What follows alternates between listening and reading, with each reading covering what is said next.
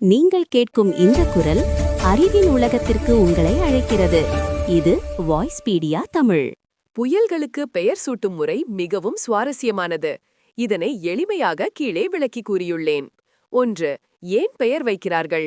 எண்கள் அல்லது அட்சரேகைகளை கொண்டு அழைப்பதை விட பெயர்களை கொண்டு அழைப்பது மக்களுக்கு எளிதாக நினைவில் இருக்கும்.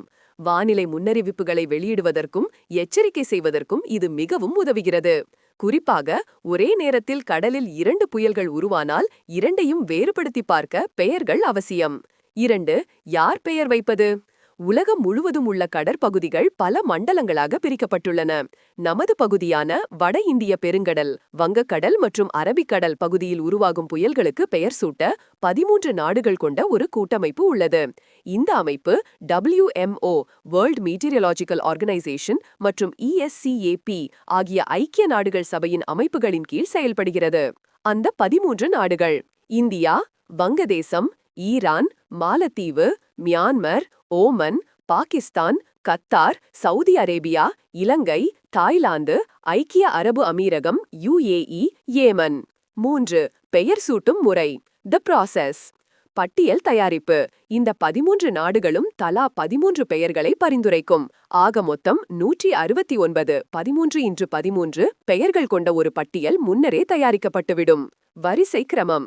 இந்த நாடுகள் ஆங்கில அகர வரிசைப்படி ஆல்பபெட்டிக்கல் ஆர்டரில் பட்டியலிடப்படும். பங்களாதேசம் முதல் ஏமன் வரை. சுழற்சி முறை. கடலில் புயல் உருவாகும்போது இந்த பட்டியலில் உள்ள பெயர்கள் வரிசை கிரமமாக ஒவ்வொன்றாக பயன்படுத்தப்படும். உதாரணமாக, வங்கதேசம் கொடுத்த பெயர் பயன்படுத்தப்பட்ட பிறகு அடுத்து வரும் புயலுக்கு இந்தியா கொடுத்த பெயர் சூட்டப்படும். அதற்கடுத்து ஈரான், மாலத்தீவு என அந்த வரிசை தொடரும். 4. பெயர் வைப்பதற்கான விதிமுறைகள். புயல்களுக்கு பெயர் வைக்கும்போது சில முக்கிய விதிமுறைகள் பின்பற்றப்படுகின்றன. பெயர் அரசியல், மதம் அல்லது கலாச்சார ரீதியாக யாரையும் புண்படுத்துவதாக இருக்கக்கூடாது. பெயர் மிகச் சிறியதாகவும் உச்சரிக்க எளிமையாகவும் இருக்க வேண்டும். அதிகபட்சம் 8 எழுத்துகள். பெயர் பாலின ரீதியாக நடுநிலையாக இருக்க வேண்டும். ஒரு முறை பயன்படுத்தப்பட்ட பெயரை மீண்டும் பயன்படுத்தக்கூடாது.